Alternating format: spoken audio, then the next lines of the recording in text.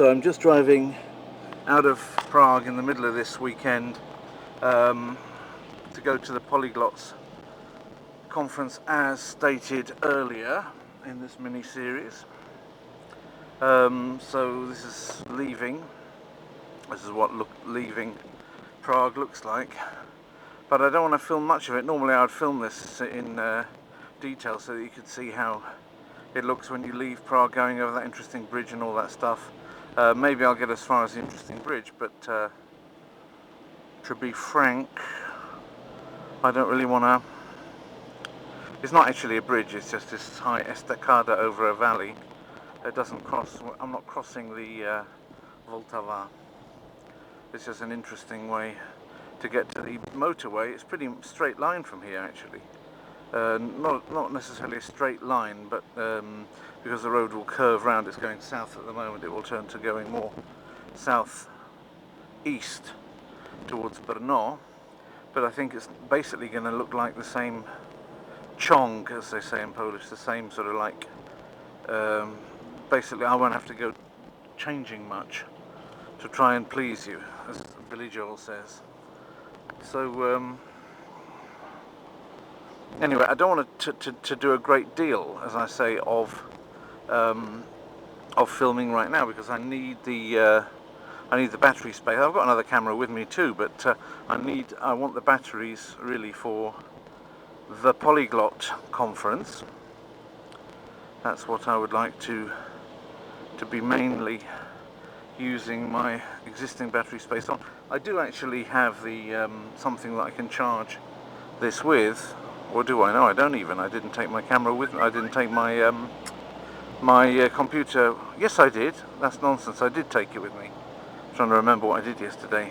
Yeah, I've taken my computer with me, so I can charge up the this thing overnight and have some more on Sunday. But still, this has got to last all day. So this is what I wanted to show you anyway.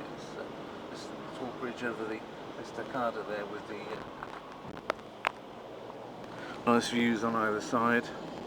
Been in there once, I think and you've seen me on that flyover as well on an earlier PV Prague vlog installment. So that's it for now. Just recording my having left and gone towards Budapest. Left at just about 9 o'clock, really, I suppose. You could call it a 9 o'clock start, at least from the flat. It's a little bit before 9 from the flat. Got to Olivova and got my stuff loaded in and into the car, and off I go. So how long does it tell me I'm going to get there? So it says, according to this, it's going to take me 5 hours and 44 minutes. I'll be there at 14:52, which is, well, the afternoon sessions start at 14:30 again. So in order not to be late and be rude coming in the middle of them, I've got to put my foot down a bit and try and knock 20 minutes off that time. So that would be good if I can do that.